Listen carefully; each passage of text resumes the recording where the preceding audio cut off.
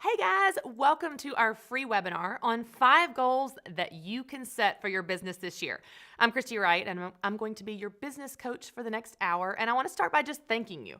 I know that you're really busy, and I know that you have 1,000 things going on right now, but you have chosen to spend a little time with us, and we're really going to focus for the next hour on some goals that you can set for your business that are going to have huge results for you, because you guys know I'm all about results. So even though you're really busy, thanks so much for being here, and thanks so much for tuning in to invest in yourself and your business. Now, before we get started, you know I have a few housekeeping notes for you.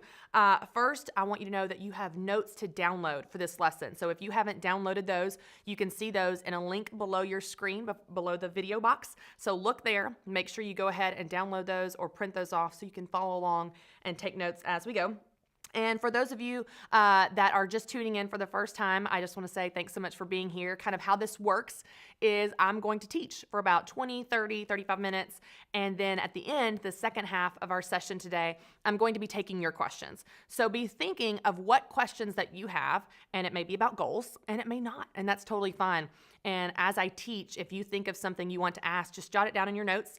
And then at the end, you can send those questions to me in the chat, and I will get through as many as I can. Y'all know that I talk fast, so we will move fast, and I'll try to answer your questions and help you with anything you may be struggling with in your business that I can help you, whether that's pointing you to tools and resources, or some advice, or some encouragement, or some solutions for you. So I'm happy to do that. So be thinking of what questions you have. If you do have any technical difficulties as we go through the session, whether that's audio or video or something happening on your end, be sure to let us know in the chat, and my team will reach out to you, and they'll be sure to help you out and help you problem solve that so you can get everything that you need out of it. Now, I do want to give you one more challenge before we dive in, and that is to really focus. Some of you may be stay-at-home moms, you may have a home-based business, and you probably have things going on. You probably have a dog barking in the background. You probably have kids being crazy. And as much as you can, I just want to invite you to focus. Shut the doors if you can. Let the dog watch the kids. They'll be fine. Fine, right? But I just want you to focus and really get what you can out of this, because if you're distracted and trying to multitask and all that stuff, you won't get what you need. And I really want you to get the help that you need and the kind of kick in the pants that you need to get your business where you want it to be. I want to help you get there, and that's my heart as a business coach, to help you get to where you want to be. So as we start, I want to ask you a question, and I want you to participate by answering in the chat. What is the biggest challenge that you're facing right now in your business? What do you feel like is holding you back? Maybe a problem that you can't find the solution to, or a hurdle you can't seem to get over. Maybe just something that you need help with. I'd love to hear from you on what that is. What is the biggest challenge you're facing right now in your business? Go ahead and send that in the chat. Now, I'll tell you guys, I have done some really fun things in my life. I'm going to be 35 this year, and in my 35 years on this earth, I have done some really fun stuff, and I've done some weird stuff, like stuff that most people don't do. For example, I have run a full marathon, which is 26.2 miles, and I think the statistics are like less than 1% of the population runs a full marathon. So that's kind of cool that I've done something that few people do. And it was hard, and it was as long as you would imagine. It's 26 miles, like it's really hard. I've also played on an adult soccer league. This was years ago, with all Guatemalan men, and they didn't speak any English. And my Spanish got really, really good, and they were way better players than me, but they still were so nice to me. They passed me the ball, they let me score. And for 2 years, I became buddies with these guys and had this incredible experience playing soccer as an adult, and got to meet a whole new culture of people and improve my Spanish and make new friends and really get outside of my comfort zone and do something that most people probably have never done or would do. I've also taken Latin and ballroom dance lessons. Like I came home from college. This was back in 2006. And that was the first year that Dancing with Stars was really big. So it was like really cool and innovative and neat at that time. And there was an ad in between the commercials for taking ballroom dance lessons in Nashville. And I was like, I want to do that.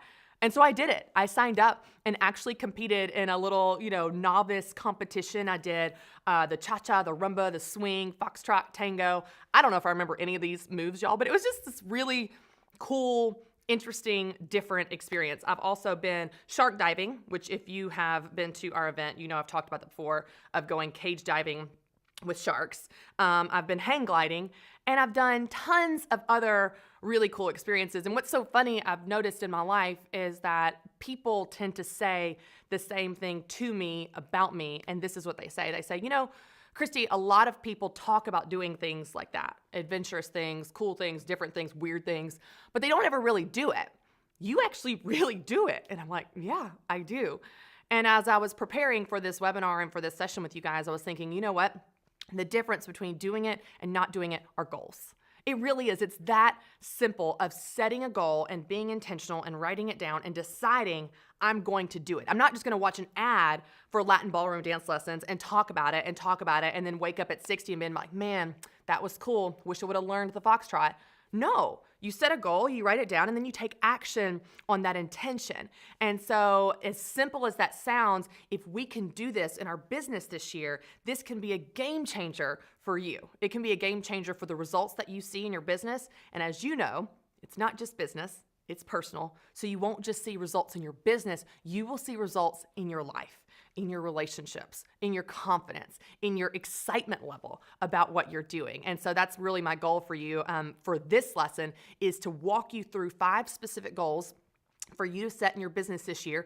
And they may not be goals that you thought about setting. So we're not going to be talking about 5 obvious things that you probably are already doing. We're going to talk about 5 things that you may not have thought about doing. And that's exactly why I want to challenge you outside of your comfort zone and maybe outside of whatever box of thinking you've been kind of operating in. We're going to do some new stuff this year. So I would love to hear from you guys. I kind of gave you some weird examples, and maybe you've never been shark diving. That's fine. Most people haven't. That's weird. I get that. Some people, it's their worst nightmare. But what are some things that you have done in your life?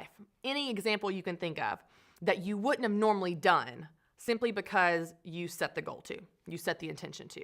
Maybe you ran your first 5K. Hey, opening your business, I would bet, was a goal you wouldn't have normally done, or something you wouldn't have normally done except setting a goal to do so. And you set a goal and you did it, and here you are. You're a business owner, and this thing is happening. It's becoming real and coming to life. So chat and let us know something that you have done in your life, anything that you have done, business or not, that you wouldn't have normally done if you didn't have a goal to do it. I'd love to hear from you guys as we kind of kick this off.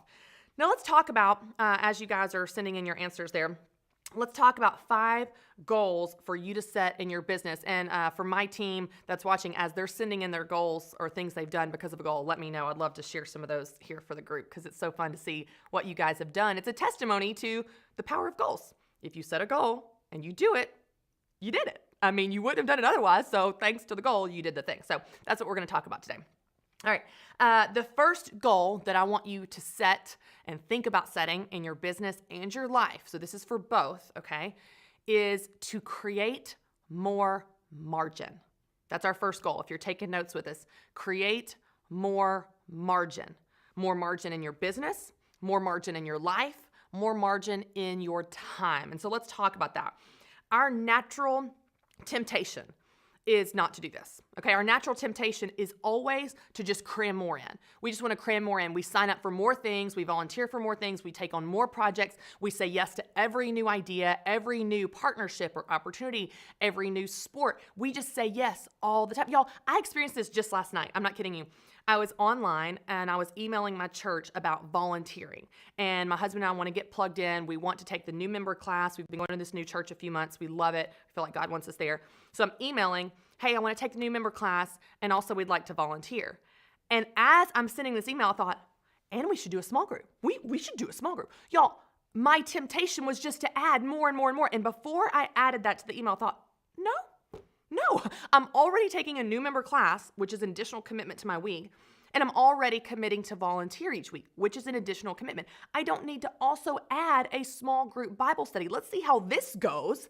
And if I manage it well, then we'll talk about adding the small group study. But y'all, I don't know if you're like this, but I am an extremist. And entrepreneurs are often like this. We never live in the middle. We're always swinging from one end to the other, whether we're working out every single day or we're eating Oreos by the sleeve on the couch. Like, there's no in between. And so we have to fight this temptation to just do more and more and more. In 2018, we're going to do more and more and more instead of thinking, what can I add, but also what can I take away? And what margin can I create for these new opportunities so that I can actually breathe and think and be creative and enjoy them. You know what? I don't know about you, but I'm not very creative when I'm stressed. I'm not very creative when I'm tired. Tired decisions are rarely good decisions. So if you want to make good decisions in your business and in your life this year, you need margin. You need room to rest and breathe and think. I'm not very good at coming up with solutions to problems when I'm exhausted. But I tell you what, when I'm rested, I don't know about you, but when I've had a good night of sleep, I've got a million new ideas. I'm so creative. I come up with so many solutions to problems. You know what the difference was? I was rested. I had time to think and breathe. And so as frou-frou as it may sound, oh, create more margin. Y'all, this has real ROI in your business. There are real implications when you create margin in your business and your life that will affect your bottom line. It will affect your overall enjoyment of your business and your life. Instead of cramming more in, I want you to create more margin. Instead of cramming more in your schedule this year, I want you to create more margin. And I know that you're busy. And I know that, like me, you never have enough time for everything. I know that. So if you create more margin, it doesn't mean that you're wasting time. See, I often think that, like, well, if I create margin, then I'm just wasting time. It's just useless time. It doesn't mean that. It actually means that you have time for things that you don't normally get to. See, when you create margin, it means you're creating time for things that you don't normally get to. Some of those things that are very important. Oh, by the way, like rest. I don't know about you, but I'm not scheduling rest in my life very often. But you know what? It's important. And it's important for other things to occur as well. It doesn't mean that you're wasting time. It means that you can actually breathe or bathe or have a life. I was just in a meeting yesterday, and Chris Wright, who's here helping us put on this webinar, we were talking about podcasts, and he was just giving me some coaching, which he's so good at doing, and is a very hard job, by the way. And he was saying, Christy, he said, when you tell stories in the podcast, it's so much more compelling and entertaining and fun. He goes, I noticed when you were really busy, you weren't having a lot of experiences to talk about. Like when you were crazy on the road traveling, like you didn't talk about your life as much. I was like, oh, so what you're saying is when I didn't have a life, I didn't talk about my life. I was like, yeah, that makes sense. Like maybe I should have a life, then I'll have something to talk to you guys about. I'll have some stories to tell to encourage you if I actually have stories that I'm living out on my own. Imagine that. So it's amazing how this idea of margin can affect so many areas of our life and affect how well we run our business and the results that we get. For example, if you get ready early by some miracle, you probably, I would guess, don't leave early to arrive wherever you need to be stress-free and not frazzled and sweating with crazy hair. Instead, you cram more in, don't you? You're like, oh, we're early by some miracle. We're going to swing by the bank and make that bank deposit and also stop by Target and pick up paper towels. And then what do? You create stressed, sweaty, frazzled hair person showing up at the event. It's like we don't know how to operate ahead of time. We don't know how to operate early. We don't know how to live in margin. But if we don't create this in our life, we will perpetually be living a life of frazzled and frantic and stressed and burnt out and coming from behind. So I would love to know from you, what would you do this year? What types of things could you fit in if you created more margin? If you had the time to do so, let's say it just appeared out of thin air from the time fairy, what would you do if you had more margin? Chat in the chat bar and chat box and let us know what you would do with that time. And I want to remind you that margin will not create itself. Everyone will always have a million demands of you. Everyone will always have more opportunities and more requests of your time than you have actual time for. So it is up to you to create that margin. It will not happen by itself. No one at your work, let's say you work a full-time job, no one at your work will ever come to you, ever, and say, you know what, you're working too much. Why don't you go take a break? Your kids are never going to come to you and say, Mom, working too hard. You need a spa day. Okay, Mom, go take a spa. Never. Do your kids do that? Because will they teach my kids? If so, because that will never happen. I come home and I've got the freaking pneumonia. My kid's like, my son Carter's like, great. Anyway, I need to see Hot Dog, which by the way is Mickey Mouse. If you have littles, you know what that means. Like the hot dog song. It's very confusing. Last year we had a 2-year-old hot dog party, which was a Mickey Mouse party. Anyway, I'm getting off track here. Okay, so I want you to set a goal to create more margin in your life. That means that you cut out some things that you're currently doing.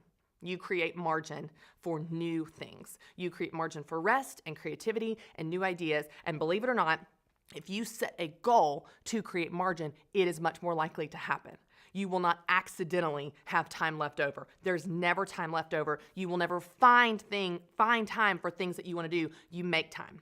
And so that's what we're doing here. We're going to make time by letting our schedule breathe, letting ourselves breathe, and create some more margin in our life. So that's the first goal, create more margin. I want you to set a goal there and be thinking, what goal would you like to set? Is it 1 hour of reading a week? I don't know about you, but do you have like 9 million books you want to read and never have the time? Like, what if you scheduled the time and said, okay, from 9 to 10 at night before I go to bed, or 5 to 6 in the morning, 6 to 7, whatever, instead of scrolling Facebook, instead of vacuuming the floors again, instead of watching TV, I'm going to read that book, or whatever the thing is, go for a walk. I don't know what that is for you. Or maybe it's just a different project. I'm going to create time for this project or this thing, but you won't do it if you don't have a margin in your life to do it.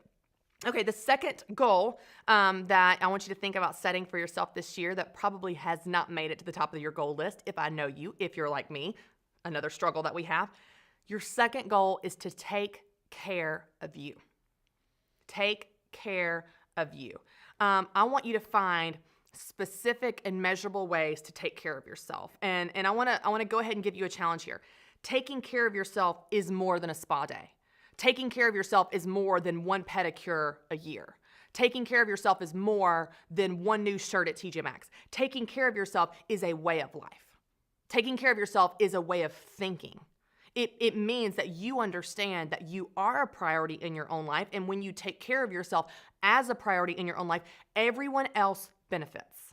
You're a better wife, you're a better mom, you're a better friend, you like yourself more, you're a better business owner, you're more fun to be around. Like, it's unbelievable the amount of results you'll see, real tangible results that you will see from taking care of yourself. And team, I would love it if you would put a link to my blog. It's your responsibility. I've got this whole soapbox I wrote about on my blog, and I didn't tell them ahead of time I was doing this, but I want you to read this blog.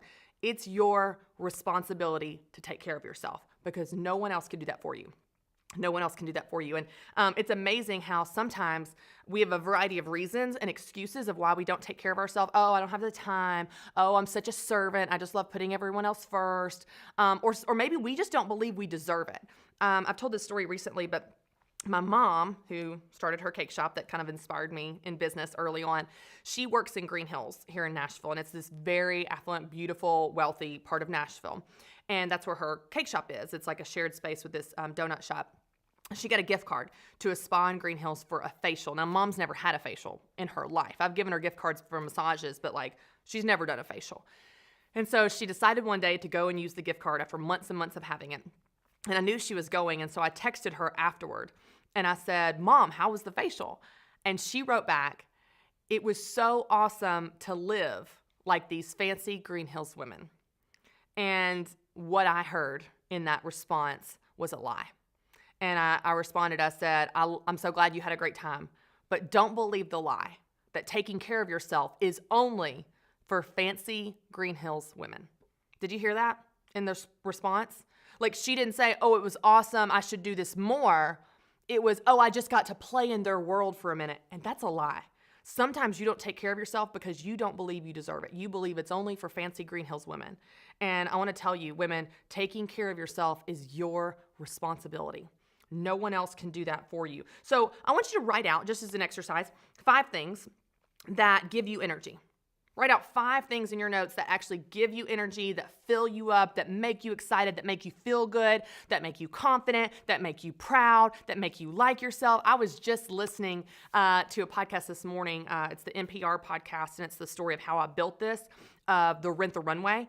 And what was so amazing of listening to the founder, I believe her name's Jen, she's talking about when they did research of watching women at Harvard put on these dresses, these gowns, to see would they rent a dress? Like, would a woman pay to rent a gown? They didn't know if this concept would work. Like, this was before we know what Rent the Runway is. Like, she was a business school student, okay? So she was talking about doing this research and watching the women, but what she saw happen was not just validation of her idea that, yes, they would pay money to rent the dress. She said they tousled their hair and they stood up straighter and their shoulders were back and they walked different. They smiled different. Their face lit up being in this dress. And she said, I realized there that fashion is not just about fashion.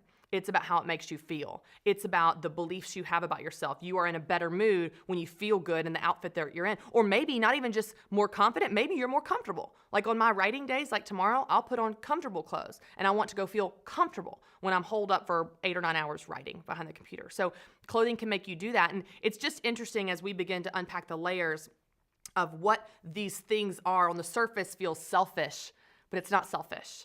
It's self-preservation, and it's really smart to take care of yourself. So what are 5 things that make you feel good? Whether it's clothes, pedicures, time alone, reading, time with your spouse, time with friends, maybe it's time with girlfriends, and you guys haven't gotten together in a long time. Write out 5 things that give you joy and energy. I'll give you some examples of mine, and share yours too. As you're writing them out in your notes, share them in the chat. I would love to hear them. Some of mine are running, like that fills me up. I know that sounds weird. You'd think like that's so exhausting, but I come back and I'm like, I'm ready to clean the house. Like, people think that you need energy to exercise, but it's actually exercise that gives you energy. I know that's crazy. So even if you're tired, put on your shoes and go for a walk and you'll come home ready to do more. It's the weirdest thing. Being outside. I love to read. I love church. I love listening to podcasts. I do love manicures and pedicures, and my nails are real sad right now. So next time y'all see me, hopefully I've taken care of that. New clothes. Yeah, sister, I love some new clothes. A clean house makes me feel good. I know that's crazy, but I will go to great lengths to make my house clean when I can. Usually I can't because my children are 2 and 1 and they come behind me as terrors and tornadoes and destroy everything that I did. But I still didn't mean I'm not going to try because it makes me happy, okay? I can relax when I have a clean house. A nap makes me feel good. Waking up early, it's really hard to do, but I've found that if I wake up at 5, I'm going to be tired. And if I wake up at 6, I'm going to be tired. And if I wake up at 7, I'm going to be tired because my life is tiring. So why not wake up at 5 and have 2 more hours in the day, specifically 1 entire hour before the kids wake up? Like if I'm going to be tired anyway, let's just be tired at 5 and like have more fun by myself and start my day ahead of the tornadoes before they come and terrorize things. Good music, that fills me up. It gives me energy. I run faster when I have good music. So those are just a few things that like make me feel good. It's a way that I can nurture myself and take care of myself. So I'd love to hear from you guys what some of those are that make you feel good, that make you feel like you're taking care of yourself. Don't wait until there's time left over to take care of you because there is never time left over. And you know that. So we've got to quit doing the same thing, expecting different results. That's the definition of insanity. We can't continue to operate this year like we've operated every past year and expect to get different results in our confidence, in our lives, in our energy, in our output, in our production, in our results if we keep doing the same thing. Don't do this recipe and expect to get a different cake, okay? It's the same recipe. You're going to get the same cake. If you want a different cake, different recipe, different ingredients. Let's try something new this year. Taking care of yourself is your responsibility. No one else can do that for you. And I've used this example before, but no matter how many times my husband tells me I look pretty, if I don't feel pretty, I don't act like it. That's the bottom line. And you know it's true. And I don't know about you, but when I feel good about myself, and I'm not just talking about looks, I mean just feel good, whether it's I'm rested, I've read a good book, I'm proud of myself because I did a Bible study, I'm proud of myself because I had a really great webinar with you guys, I'm going to come home and be in such a good mood. When I do things that make me feel good about myself, I am better for everyone around me. I like myself more. And the opposite is also true. See, when you don't take care of you, you feel bad. And when you feel bad about you, you feel bad about everything else too. When you don't take care of you, you feel bad. And when you feel bad about you, you feel bad about everything else too. So let's talk about a few of the benefits, like actual business benefits, by the way, of taking care of yourself. Like let's get this really tactical just to like make a case for why you should make a goal and spend time and invest time and energy and money specifically into taking care of yourself this year. Number 1, you like yourself more, as I've said. You're more confident. And if you're more confident, you're going to get better results in your business. You're going to be a better leader if you have a team. You're going to get more clients. You're going to get more customers. You're going to serve your customers better. You're going to get more sales if you're more confident. You enjoy your business and life more. Like you actually are having fun versus running yourself ragged, hating your life, and then wondering how you got there. But that was exactly what you created. You can create something different that leads to different results. You improve your personal brand. Not just publicly on social media, but even your personal brand when you interact with people, when you're more confident and take care of yourself. You improve your attitude. I don't know about y'all, but I have a much better attitude when I'm confident, when I like myself, when I'm taking care of myself. You improve your customer service. You're nicer. Let's just be honest. If I'm not taking care of myself, you can tell because I'm getting grumpy. Like if I'm getting grumpy, I'm probably burnout. I'm either working too much or not taking care of myself in some way. I get grumpy and other people suffer for my grumpiness, for not taking care of myself. Like, let's just fix this. I'm going to be nicer and be better to be around and have better customer service. You also lead by example. And this would be true in your business, for your team, for your customers, and for your children and your family and your girlfriends. I don't know about you, but when you're around certain people that are always striving and trying and frantic, like, oh my gosh, well, my house is a mess. Well, let me do this. Well, I need to work out more. And oh, this has too many calories. It makes you feel that, don't you? Like, you know that friend. I know someone just came to mind. You're going, oh, I know her. Like, I've got a friend. It's like when you're around them, you feel more anxious because you're thinking, well, I need to work out more. Well, those are too many calories. Well, I need to clean my house. When you're around people that are relaxed and confident, you actually lead by example. You invite other people to be relaxed and confident and comfortable in your presence. And y'all, what a gift. Never say anything about yourself that you don't want your children saying about themselves. You lead by example. And so when you take care of yourself, it inspires other people to take care of themselves, whether that's your children or your team or your customers or your friends. It's a great gift that you can give. You also protect yourself against burnout, which we know is a real thing, especially in small business.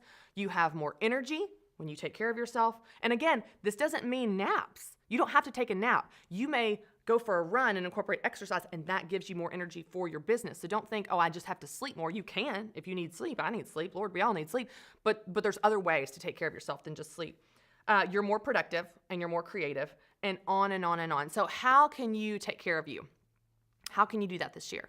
What are specific ways that you can take care of yourself this year and actually make it a goal and set an intention behind it that's going to lead to an action, like signing up for ballroom dance lessons, and then you get different results because you actually made it a goal. It wasn't just an idea that people talk about, but you actually did something about it this year. So set a goal to take care of yourself. Let's talk about number 3, your third goal, work on your business.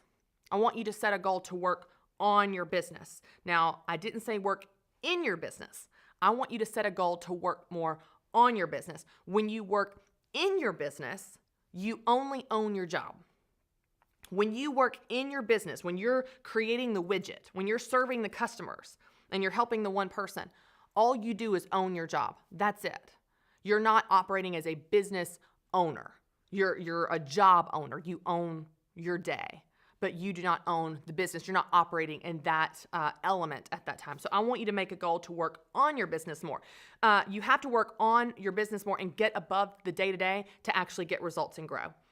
You will not grow your business by working in your business. Does that make sense? There's a huge difference. And a great example of this would be The E-Myth is a book by Michael Gerber. It was like kind of the first thought leader in this space of entrepreneurs are great at their craft. They're great at their thing, but they can never seem to get out of their thing. It's like my mom is brilliant at cakes and struggles with like the business management side. The man that runs the donut den is brilliant at donuts. He is not brilliant at business. They're just two peas in a pod. It's really funny to hear their stories because entrepreneurs get each other. They have a certain DNA, a certain way of thinking, and they're great at their thing.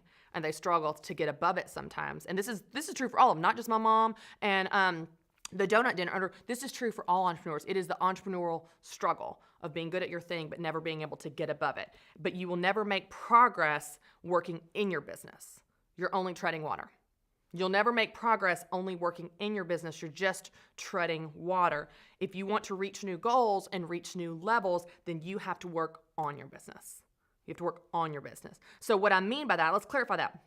What I mean by that is strategy, vision casting, goal setting, new projects, new ideas, new initiatives, new products, new services, grow your platform, grow your social media, grow your team. These are getting above the day-to-day and working on your business for the future, for the long-term growth and what you're doing next. So what does next year look like for you? What does 2 to 3 years look like for you? And then backing out of those visions and setting goals to get you there and that type of thing. So if you don't ever spend time working on your business, you're just going to day keep making the thing. The ornament, the craft, the picture frame, the jewelry. You're going to serve that client. You're going to help that one person lose some weight. You'll help that other one person eat more healthy. You'll help that one person with their taxes, whatever your thing is, that one person's home. But you're just treading water.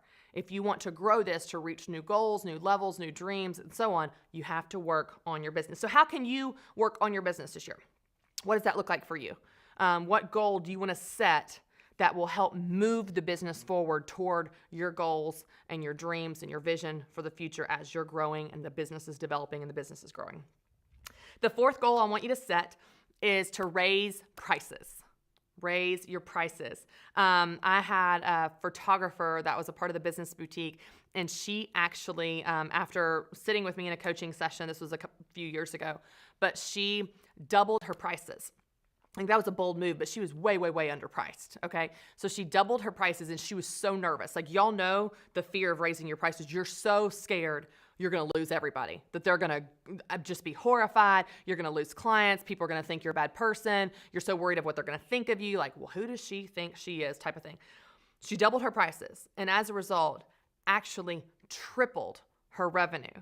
Because what happened was, as a result of doubling her prices, she got more clients at that higher price range than she ever had before.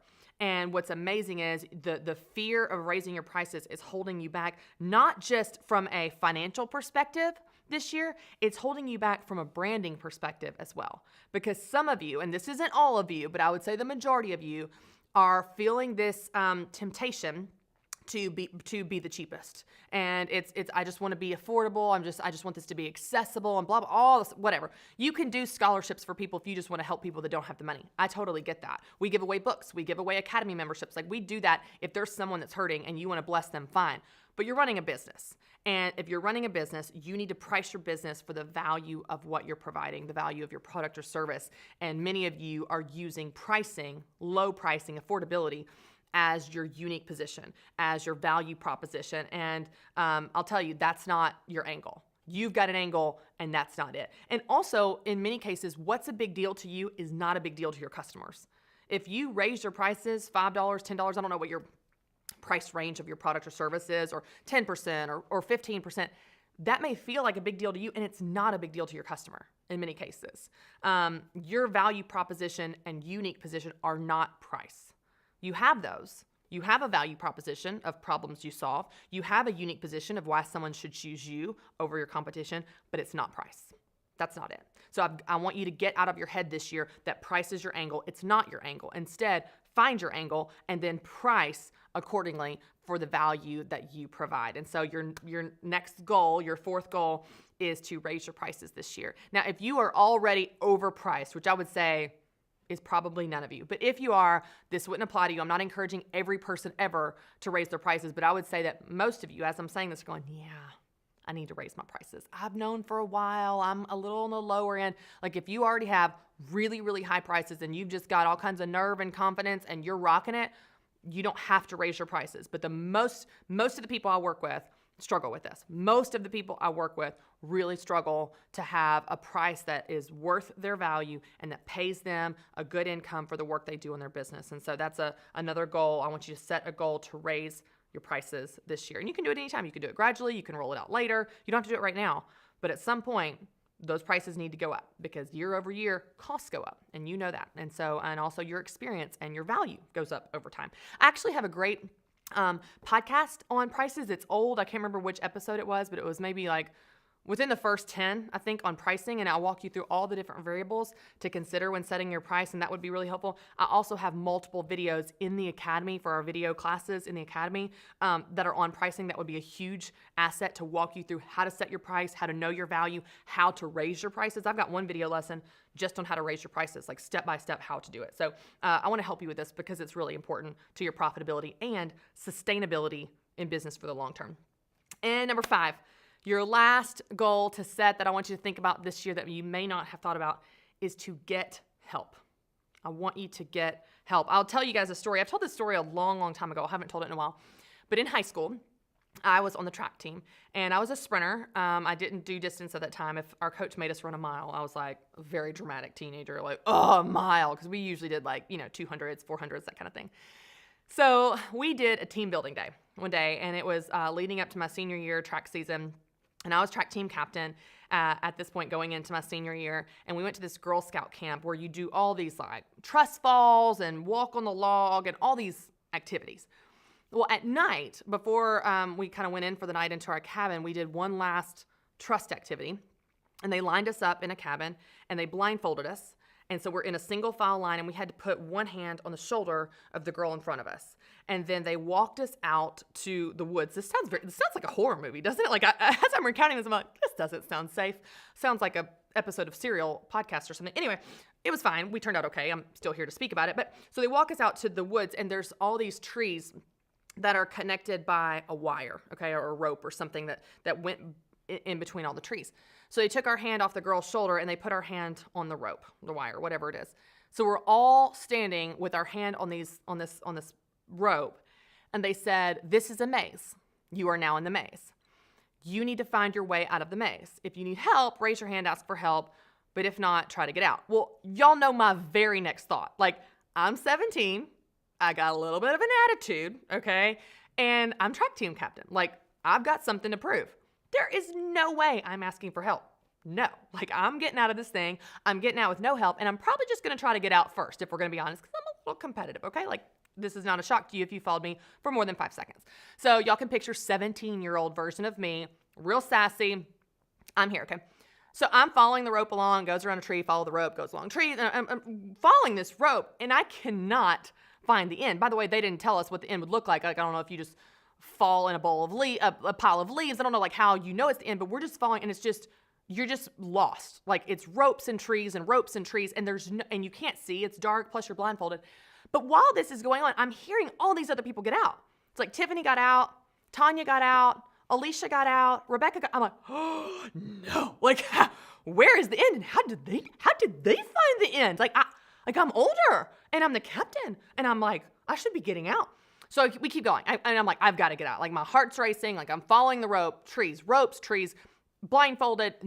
Everyone is getting out of this stinking maze. Everyone is. It's down to me and one other girl. And I'm like, okay, I can't be last. Like, I would rather ask for help than be last out of the maze. And so finally I'm like, I need help. And they said, you're out. The way out of the maze was to ask for help.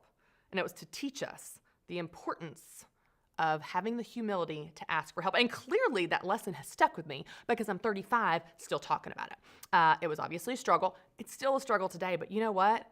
There's such wisdom in that lesson because you can get further, you can go faster, you can do more, you can help more people, you can make more of an impact, you can reach all your other goals we're not talking about today. You can make such a difference if you would just ask for help, if you would just get help in the way that you need it. And some of you may be wired like me, and you may have a little bit of sass to you. You may be like the 17-year-old version of me going, I'm going to do this, and I'm going to do it without help.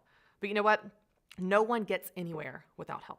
Every successful person, you read their headlines in magazines, got there with help. Everything I'm doing with help. There's an entire team behind the cameras that you don't see that pull this off. The only reason I even get to talk to anybody about anything is because Dave Ramsey has helped me. He's taught me. He coaches me. The leaders in this organization coach me and teach me. You have help to get to where you want to be. Asking for help takes humility, and asking for help is a sign of wisdom. We think it's a sign of weakness. Like, if I ask for help, it means I can't do it. I'm not good enough. It just reinforces this self-doubt that we all have of, oh, I can't do it. I must be weak. I'm not cut out to be in business. No, it means you're really smart.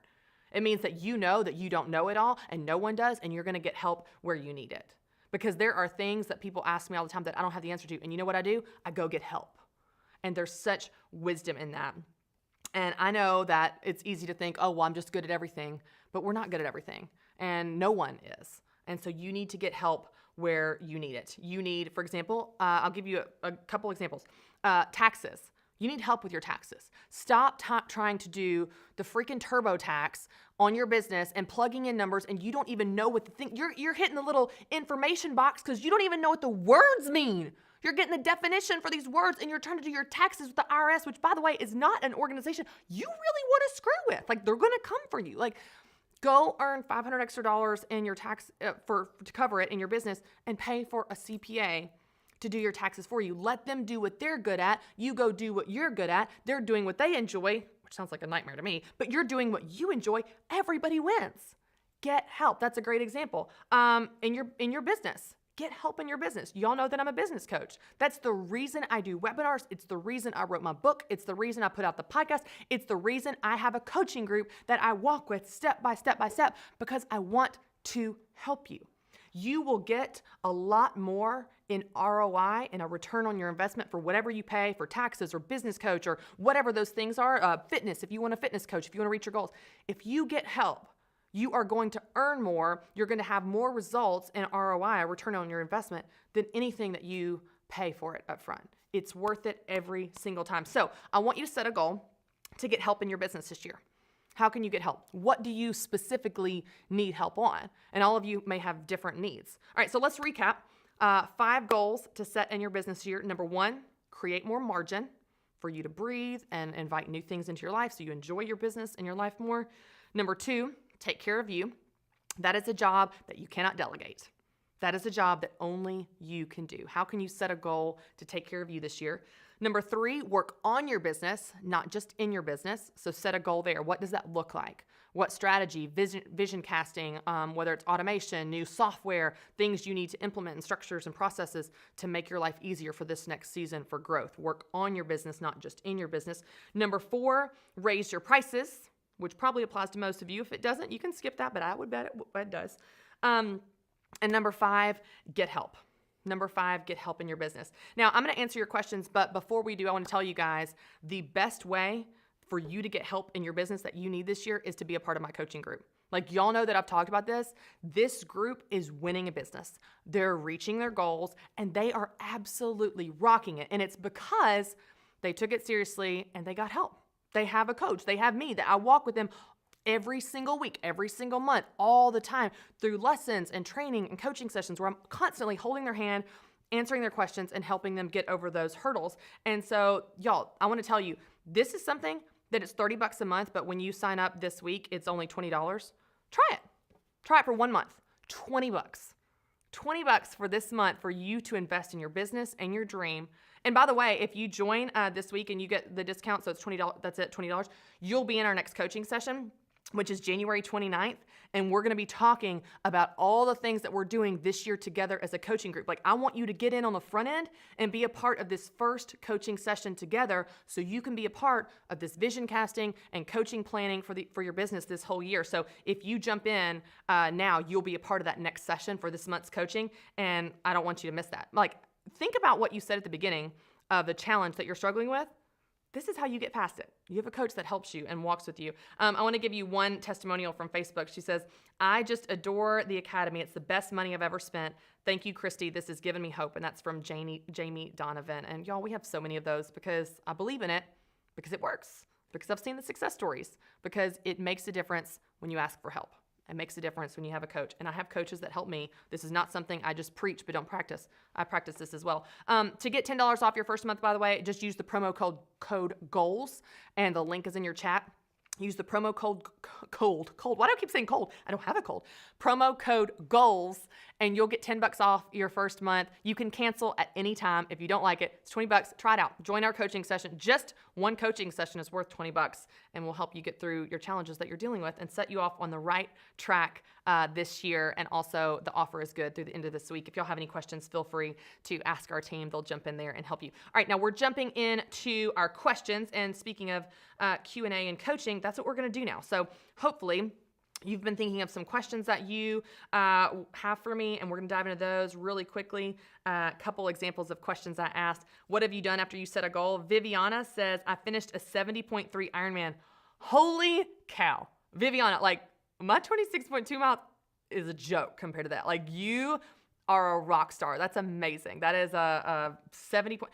Viviana, will you tell them what that is? I think it's is it a 1.2 mile swim, 50 mile bike, and a 13.1 mile run? Is it a half marathon, 50 mile bike, half century, and then a 1.2 mile swim? I think that's what it is because I've looked into doing that. Just looked into it. Haven't set a goal there yet. Kyla says registering her business with her state, which she did today. Congratulations, Kyla. Hey, set goals, things happen. I love it. Maureen says raised over $700 for the American Cancer Society, or is that more than that? We've got a comma, but it's in a weird spot. So I don't know if that's 700, 7,000. Either way, you raised a lot of money. So great job, Maureen. All right, we've got our questions here. I'm going to dive in with you guys. Anna Celia? What a beautiful name. Anna Celia. I hope I'm saying that right. She says, I'm a health and fitness coach, and my question is, how can I attract people who are serious about getting healthy and don't make excuses for why they can't? I keep getting people who want freebies. Here's the thing about Anna Celia. You can't motivate people. I was just asked this question at a speaking event. You can't motivate people. If someone is not a motivated person, you can't motivate them, meaning they need to have a fire in them. And it may be a flicker. It may be like a tiny little match, but you can pour gasoline on a fire and make that thing big. But if you pour gasoline just on the ground, a fire's not going to pop up out of it. And so if someone is not internally somewhat motivated, you can't work with them. And so what I would encourage you to do, and to be totally honest, like let's just be transparent, because y'all know I'm just going to shoot you straight. Same is true in business. Like there are some people on this that are they're not committed, and they won't ever take action. They won't ever take steps. They'll just maybe tune in for some webinars, which is cool. Like I love that you're here. They'll listen to the podcast. They listen to free stuff. Totally fine. Like I want to continue to help those people because maybe we're planting seeds that in 5 years they take it seriously, and you know what? They're ready to take that step. But you're always going to have some people that are committed and some people that aren't. Your job is to invite the people that are committed in the best way that you can, motivate them by putting fuel in the fire because they've got the fire, and then you take that and run with it. And what you can do is you can qualify people through your marketing, making sure that, you know, if you're serious about reaching your goals this year, if you want something different this year than you've always had, whatever language you want to use, you're trying to invite the people that are committed and convert them. You will never convert the people that are not committed. You will never make them committed people. You will never motivate unmotivated people. Does that make sense? Like your job is to discern between the two. You will never get everybody excited and motivated. That's just, like the fitness industry would go out of business if everybody was motivated. You know what I mean? Dave Ramsey will always have a job because some people are just not that motivated to fix their finances, and they're going to keep calling in the radio show asking the same questions. Have y'all listened to this? It's like, well, Dave, I've got $600,000 in debt. I'm thinking about buying a boat. What do you think? I don't know. No. How about no? Okay. So like, this is not hard. There's always going to be people like that. Your job is to pull the people that are like, you know what, Dave, I'm going to do the baby steps. I'm ready. I'm getting fired up. I'm having a yard sale. I'm getting my $1,000 emergency fund. We're doing it. And then Dave's like, great. I'm going to walk with you. I'm going to help you. I'm going to help you stay motivated. I'm going to help you remember your why and your vision and stay the course, but he's never probably going to motivate people that are unmotivated people, if that makes sense. So your job is to pull out and invite the people who are motivated and attract those through your marketing, through the way that you phrase things in your wording, and go to where they are. Like go to where people are. So I would imagine people that already go to the gym would be more apt to buy personal training than someone that don't go to the gym. Or if someone doesn't go to the gym because they're scared or intimidated, maybe you try a different angle there. It's like, well, I'm going to help you because from that angle. You use your marketing language to attract the people depending on what the problem is you're solving. Whether it's, I don't go to the gym because I'm scared, so I'm going to help you. Or you're already at the gym, let me help you make it more efficient. You get to pick the angle that you want to take. By the way, Anna Celia, we do have a video in the Academy on how to write the right copy for your branding and reach your target customer. I'll walk you through step by step how to use the right language to reach the person that you're going to reach, if that's helpful, if you're an Academy member. I don't know this name. LC Zerker? I'm one of 7 owners in a family bakery we opened 1.5 years ago. How can I get the others on board to create a budget and goals for this year to help create growth? That is a values conversation. It's a great conversation. 7 owners is a lot. And so what I would encourage you to do before you set the budget and goals is to define everyone's lane. So what is everyone's job? What's everyone's position or title? Like, this is my lane and this is your lane. And then that makes it a little bit more clear of why I'm setting the goals or budget and you're not. If you want to have a big family conversation about it, that's fine, but it's going to be a values conversation of what's priority, what's most important, what gets money, what gets time, what the goal should be. But that would be more efficient if you said, okay, you run operations, you run marketing, I'm going to do strategic planning, which would be budget or goals rather. Or I'm going to be in charge of the finances. So that would be budget and goals. If you have defined lanes for each of the 7 family members from an operational perspective, it will make you creating that and bringing that to them as you doing your job, not you just getting on a high horse trying to tell everybody what to do. You see what I'm saying? Because if y'all are all on the same playing field and no one has any ideas of who's in what lane, then it won't be received as well, most likely. They don't have as much buy-in. And then even when if you do define those lanes and you go create it and come out, you still have to obviously present it where you're getting buy-in of here's our why, here's why we're doing this, here's why I think this is important, here's how this can help us all, blah, blah, blah, that kind of language, just basic influence language of getting people on board, not I'm talking at you, but we're talking about this together. But I would say your starting point are lanes. You need lanes, you need defined positions and roles of who does what, and everyone to agree on that before you begin to take tasks on that people may not see as your job to do. So that will help you be more successful. Brandy Soy Candles. Hey, Brandy and Lauren.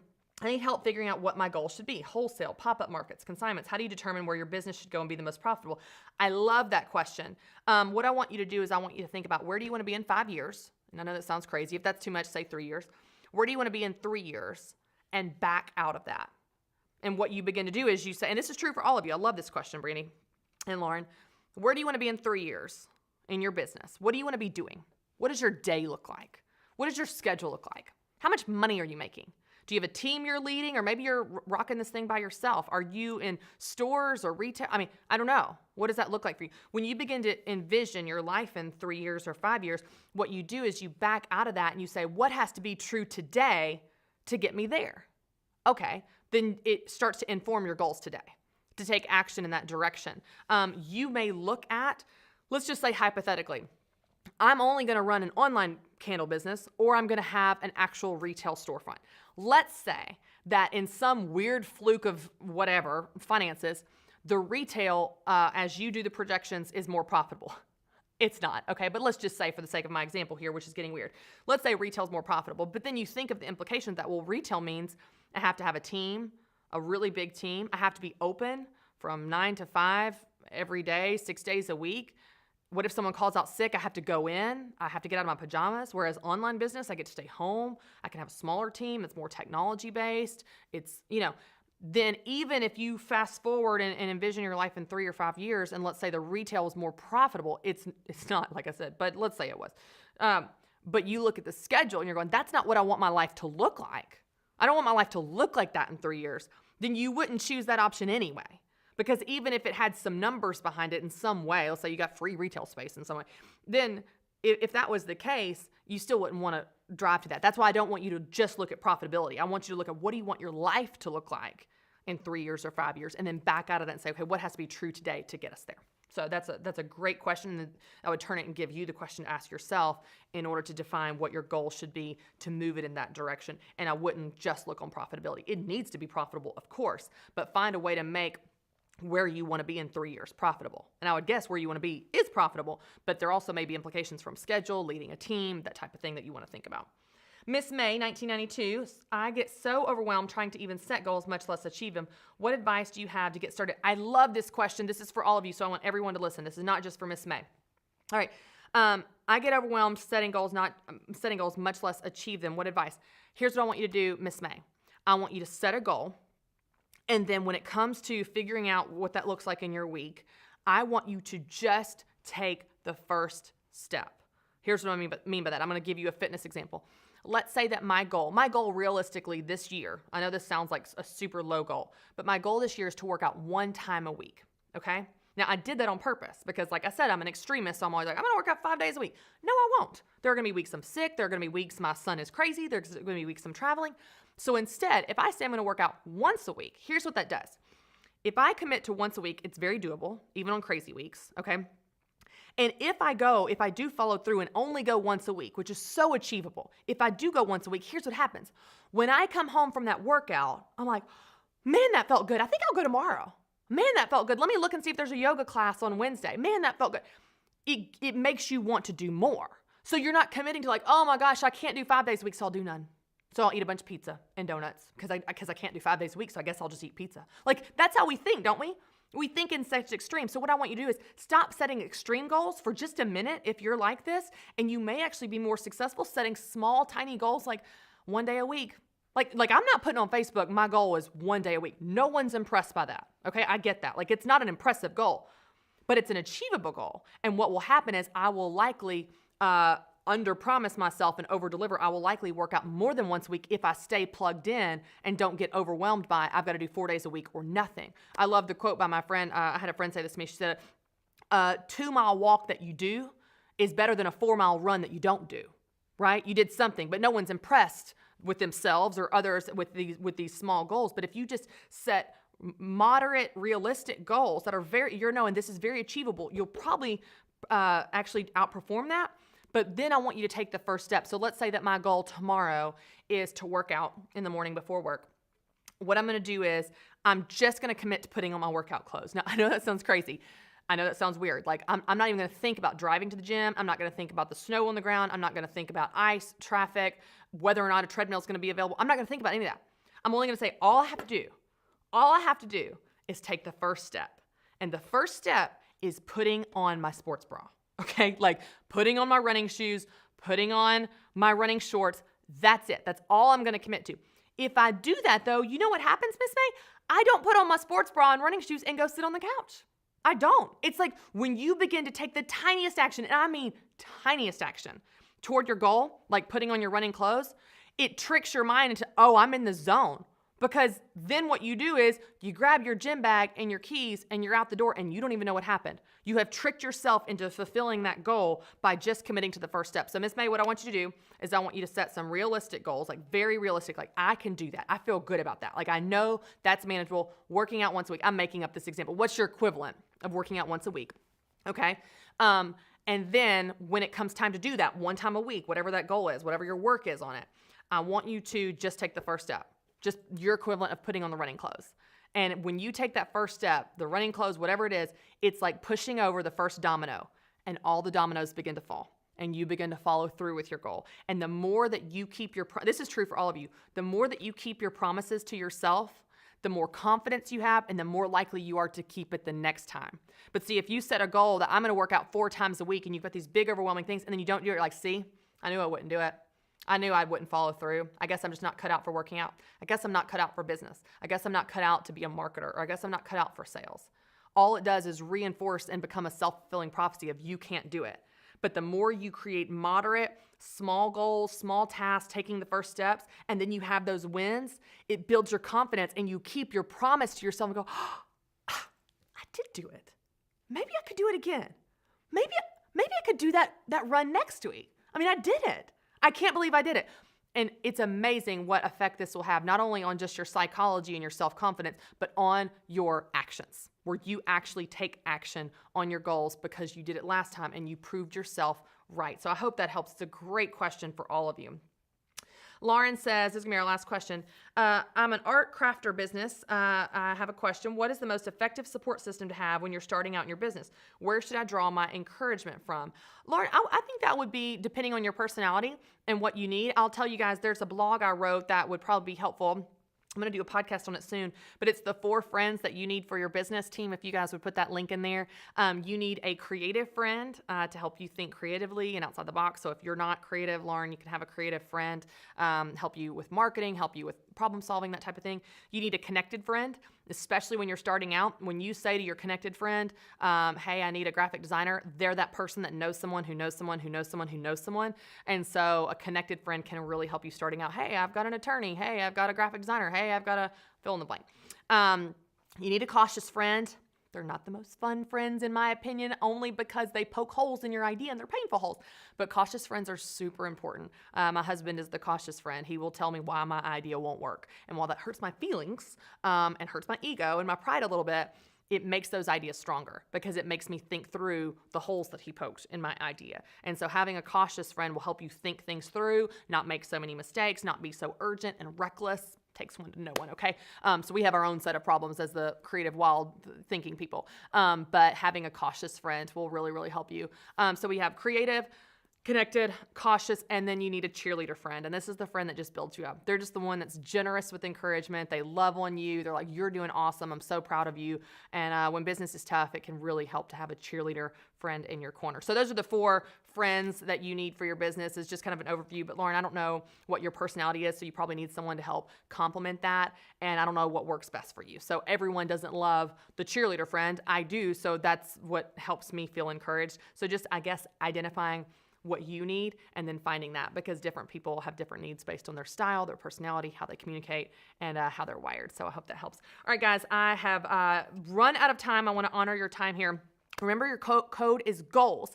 Y'all, $20 for your first month. Try it this month. If you don't like it, you can cancel, but you still get to join our coaching session, be a part of our coaching group, and get your business off on the right track this year. I'm so excited to have you guys here. Thanks for spending an hour of your day to talk about goals, and I hope that you set goals in these areas. I hope that these things turn into things that you are talking about in 6 months or a year or 2 years from now of, hey, I did something different that year, simply because I set a goal there. So thanks so much for being with us. If you need anything, our team is here for you.